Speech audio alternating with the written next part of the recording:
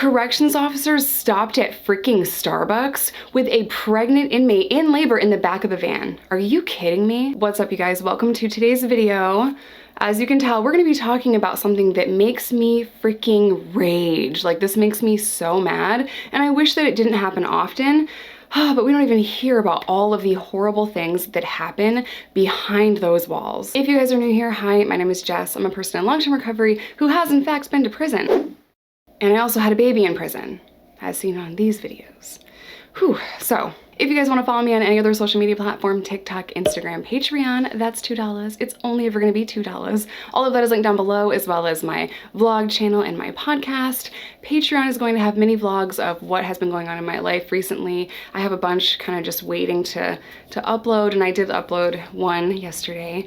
So that is what is new on Patreon. All right, without further ado, because y'all know I have a lot to say, let's kick this thing off.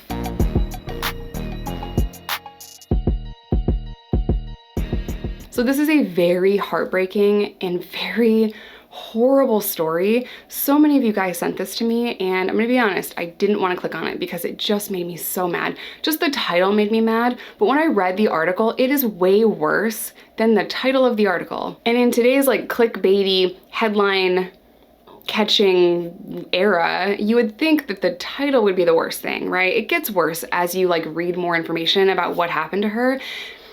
And this is the thing, you guys, this is not rare. This is not rare. This is just one woman's story that you're hearing about because she sued them, which was not an easy process, and we're gonna get there. So what the heck happened? So I'm gonna briefly go over this article with you guys. I cannot say her last name. I know I'm gonna mess it up, so I'm not even gonna try, but I will kind of read a little bit of this article and then we're gonna talk about it. This is the headline, which is like, are you fucking kidding me? Are you kidding me? Pregnant inmate who lost baby after jail staff allegedly, they did, stopped at Starbucks en route to hospital reaches $480,000 settlement. A pregnant inmate who claimed her baby died after staffers at California jail stopped at Starbucks en route to the hospital received $480,000 in a settlement. The Orange County Board of Supervisors unanimously approved the proposed settlement Tuesday for the delayed transportation of Sandra to the hospital in 2016. Sandra filed a complaint against Orange County, California in April of 2020, alleging wrongful death and infliction of emotional distress in the death of her child. I just have goosebumps reading that because I'm just so fucking grateful this is not my story. I'm so grateful that my kid is here and we're together. Like, this could have been me, you guys. Sandra was in Orange County jail and 6 months pregnant on March 28, 2016 when her water broke, according to the complaint. She pushed the call button in her cell with no response for 2 hours. Staffers at the jail failed to call an ambulance and transported her to the hospital on a non-emergency basis. What? She accused the defendants of acting with deliberate indifference to her medical needs.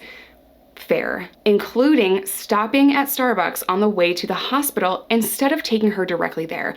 Oh my God, my blood is boiling. Sandra and her baby were hospitalized and her child died. And this is why you guys don't hear a lot of these stories. The case was dismissed in October of 2020 with prejudice upon the grounds that her claims were barred by California's 2-year statute of limitations and she didn't sufficiently support her claims.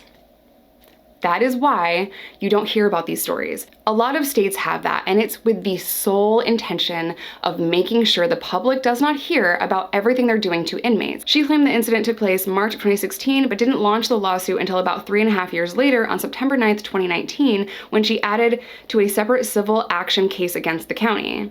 The case was reinstated in 2021 by the 9th Circuit Court of Appeals, which makes me very happy. And that's how she got the settlement, which she deserves. I'll get there. The complainant said Sandra spent a significant amount of time since the death of her child in custody, right? Under California's Penal Code 352.1, if a person entitled to start legal civil action for deprivation of rights is imprisoned, that time of disability is not part of the time for the consentment of legal action if it doesn't exceed 2 years. So basically, because she was in prison, those 2 years, it doesn't count. The day that she walked free, that is where the 2-year statute of limitation is supposed to begin. So that is why it was reopened, would be my interpretation of the penal code. But when you're just looking this stuff up, a lot of people don't know how to read case law and penal codes and all this stuff. Not only that, When you get out of prison and your foot hits the pavement, do you know how much work you have to do to be able to even get your life back on track so you don't go back to prison? It is very difficult. This article ends with saying, Sandra will never forget how she was treated that day and no amount of money will ever make her whole. Let's start with this. A jail or prison is not the place for any pregnant person. It's just not. And for everyone that's like, she shouldn't have broken the law pregnant. When people say that to me, what they're really saying is the facility gets a pass for deliberate indifference and for harming yet another person. And as a result of their deliberate indifference, this newborn baby died. Let me set the scene for you, okay? I really want you guys to think about this for a second. She's in her cell.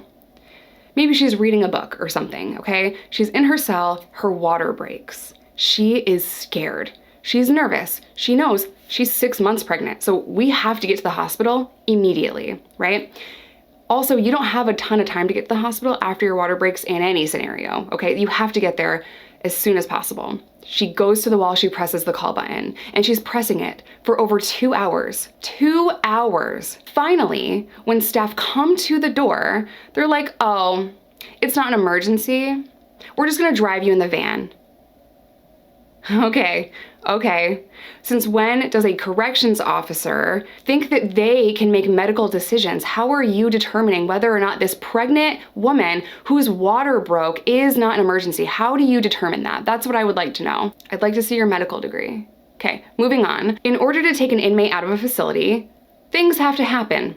You have to take the inmate out to Sallyport. You have to shackle this inmate, get the van, which means that's a whole thing. You have to like sign this van out. 2 officers have to go at least, and you get the inmate into the van. That takes more time. Then you drive out, right? And she finally thinks, I'm finally gonna go to the hospital after over 2 hours of being terrified alone in my cell with my water broken. Like I'm finally gonna get help. And these officers have the audacity to pull into Starbucks to get coffee. I don't know about the Starbucks where you guys live, but mine is slow as shit sometimes, and the line is long. It's Starbucks. It takes time to do venti, double shot, cold foam, fucking espresso, whatever the fuck, right? It takes a lot of time. I'm just saying.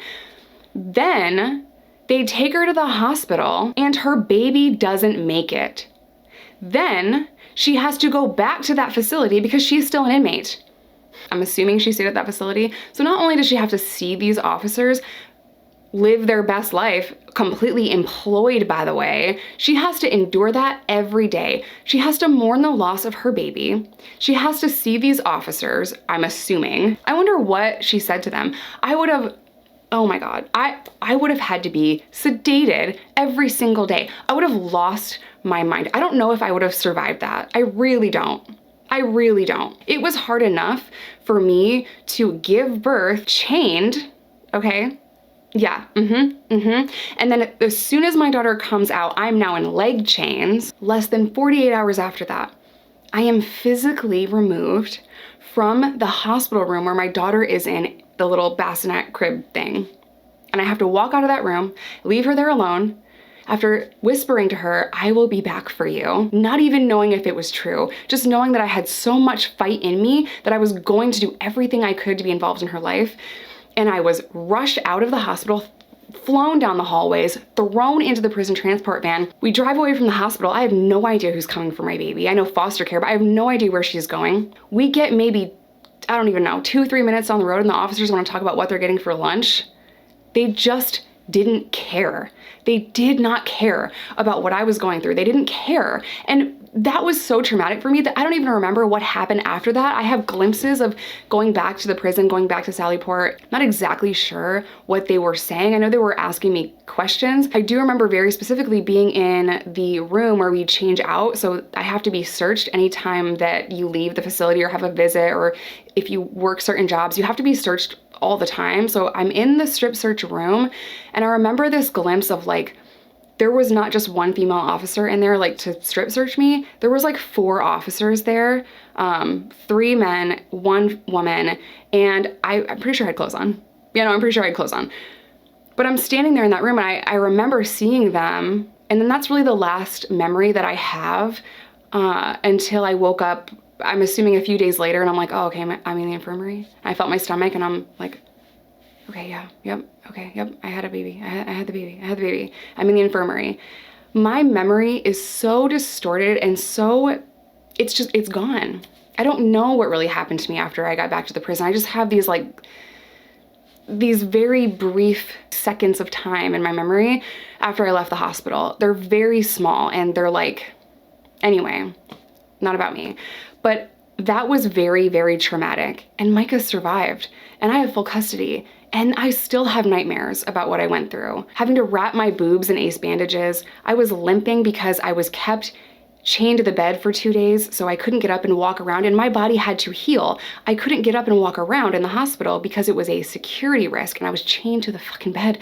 So the pain of healing was it was so bad, and it lasted a really long time. And now I know the difference because I was blessed with a second daughter, and that labor and delivery was fucking bliss. It was literal bliss. I was up and walking around. I had no pain.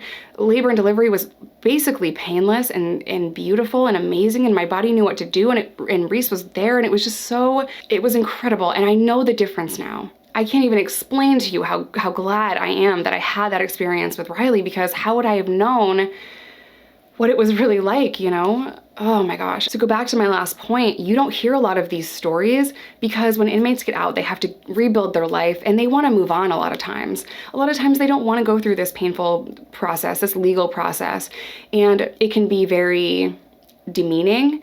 It can be very long and stressful. It can cost a lot of money. I can't speak for everyone that has endured trauma in a facility, but a lot of people just want to move on with their life. Also, in a lot of cases like this, the jail or the facility that this person is at, they very rarely have to admit wrongdoing. A lot of the times they're like, this was the action of one and it does not represent us as a whole. Okay. A lot of times they don't have to change policies or take accountability, and most of the time they don't have to pay large settlements. It blows my mind that people are still out here saying, well, you just shouldn't have broken the law, as if that somehow makes it better, as if that somehow is a solution. You're giving a pass to the officers that are breaking the law, not taking care of inmates the way that they're supposed to, violating inmate rights, abusing people, sexually assaulting people, killing people. Why are you giving them a pass? Why are you not as mad as I am?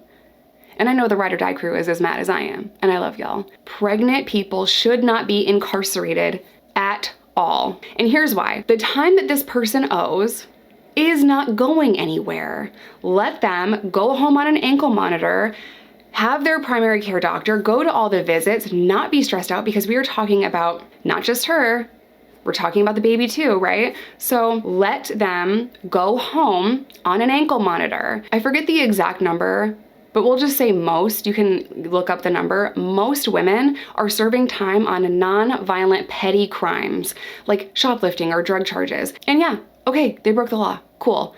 The sentence for those things is not death, abuse, starvation, sexual assault. So again, let them go home on an ankle monitor, and then when the baby is born, give them maternity leave for a year, because who cares? That time's not going anywhere. But that bond a mother and a child has, that first year is crucial in creating a lasting, healthy, strong bond. And then after a year, let her turn herself in to do the 6 months that she owes. I can't even tell you how many stories I've read about women that only had 6 months to do, and they went in pregnant and their child dies, or they died, or they gave birth alone in a jail cell because they couldn't afford bail. It's disgusting, and it needs to stop. I'm glad the facility had to pay. But at the end of the day, no dollar amount is going to heal this for her.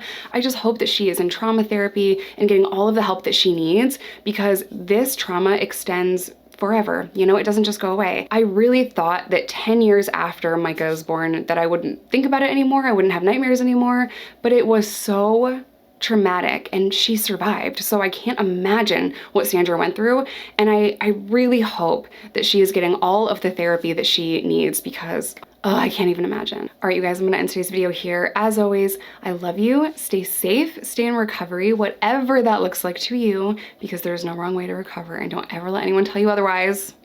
And I will see you in my next one. Bye.